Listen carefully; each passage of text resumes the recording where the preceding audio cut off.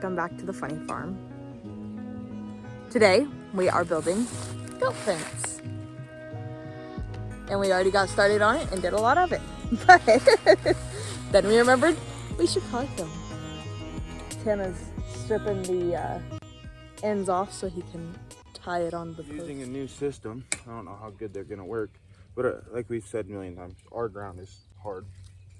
And we figured for the price of corner posts and the time to dig a hole and concrete it in, a wood post or a steel post, these are called, I think they're called wedge lock, in their T-post corners. They're a little pricey, but I mean, by the time you add in time and concrete and a post, they're really not. They're $23 where we're at for the whole corner. It's for the whole corner. That $23 is. It's got another system that goes this way to attach to that corner. They seem sturdy. I mean, we'll see how they hold up. Don't go run out and buy some. You know, if you're gonna think about it, Let us be your guinea pigs. yeah. Wait about a month and we'll let you know how it works. We'll let you know if they are a piece of junk or not. If they're worth it. But I figured it was worth a shot. If they're junk, then I guess I'll regret doing it that way. It's not like this is probably the last fence we'll ever build. We're planning on building a big one. So we're planning on building a barn and then all of this all the way to the road and like half an acre back that way, fencing in all of this woods for goats and possibly mini cows. So Really hope mini cows. Bonnie's off barking at something. I think she's barking at a plastic bag that blew down there yesterday. It was really windy yesterday. Doing her rounds. Yeah, protecting the farm. She thinks she's like a Great Pyrenees or something. She does a good job though. She really does do a good job. I've seen some Which, I mean, stray she's dogs. a corgi, so I mean, I think They're bred to be herd dogs. I'm pretty sure they are. They are. They're actually bred to be goat and sheep herd dogs. I was about to say, when the goats get acting up, she does get on them sometimes. This morning, I was trying to switch the girls out. I was trying to get Granny to go in and Dolly to come out. And they both came out instead of one going in. And trying to catch them, I left the gate open. Hank got out. That was not fun, but Bonnie brought him back in. Yeah, she's a pretty good herd dog. She is a pretty good herd dog. She knows her job, and she does really good at it. When I put up the chickens at night, she'll run around the chicken pen and chase them. She'll chase them to me. She'll like run to the opposite side of where I am. No way, and really? run them back towards me so I can grab them and put them up. I thought she was just being a bad dog when she was doing that. Oh no. This is filled fencing, is what this stuff is. We was gonna go with that. I know in a previous video we said that we was gonna do that 2x4 wire, but this stuff was a little cheaper, and you got like 130 foot more, which doesn't really matter for this fence because we're making it the same size, but we'll have left over to build a separate billy pin and possibly a weaning pin. But if you'll look at it, so it's 3 inch, 3.5, 4, 4.5, 5, 5.5, 6, and 6. Yeah. I mean, we have some bigger stuff up there, and the goats can fit their head through it, but I don't think they're gonna be able to this with their horns. I was kind of worried about it. I'll show you the tag up there if you're interested in this fence. It's I think it's an Oklahoma fencing company brand, but it's called Field Fencing is what it's called, and it's 39 inches tall by 100 or 330 foot roll, and I think I paid just a little bit over 180 bucks. So I mean, that ain't bad. No. 40 fence posts and the wedge locks got them up there a little bit, and we bought cattle panels for trellises for the garden. So we'll get this tied off now. I'm pretty picky when it comes to wrapping this. I worked for a guy when me and Esther got together, and he was real picky about these wraps looking good. And it kind of has stuck with me the rest of my life. And it kind of irritates me when I can't get them wrapped neatly, which kind of sucks because on this webbed wire, the top wire and the bottom wire are really heavy gauge wire and a pain to get spun around.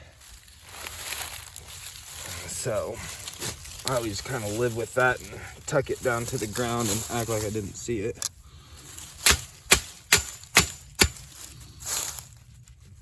Then every one after that I try to get as neat as possible. These are a lot easier to wrap super tightly and neatly.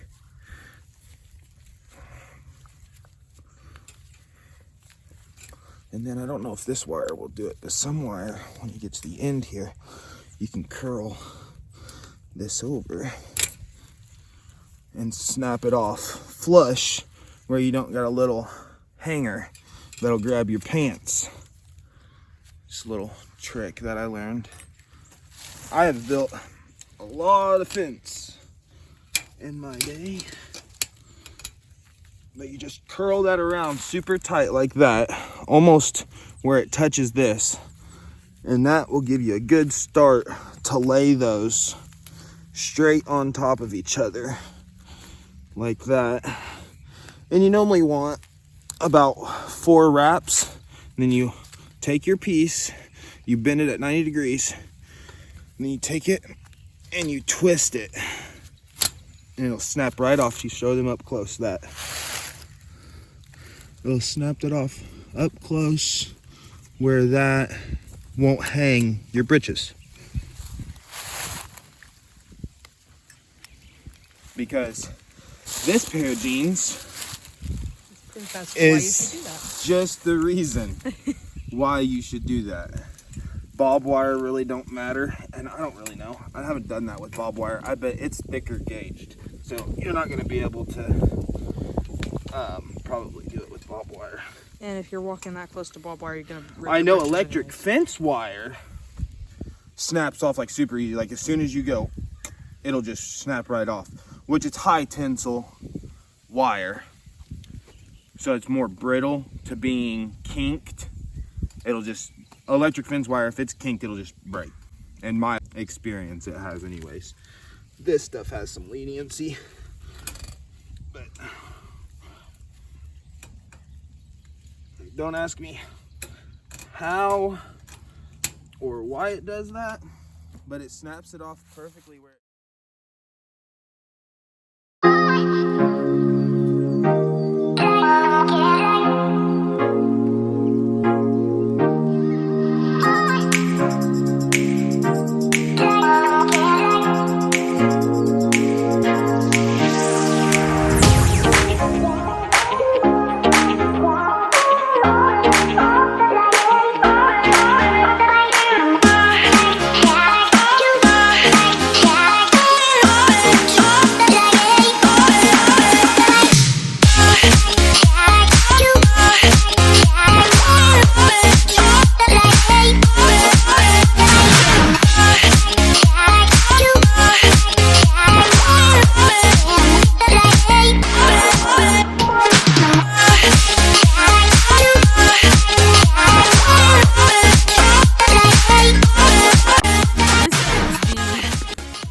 brand of the wire that we got, and it's the Hinge Joint Fencing products. It's from Madill, Oklahoma.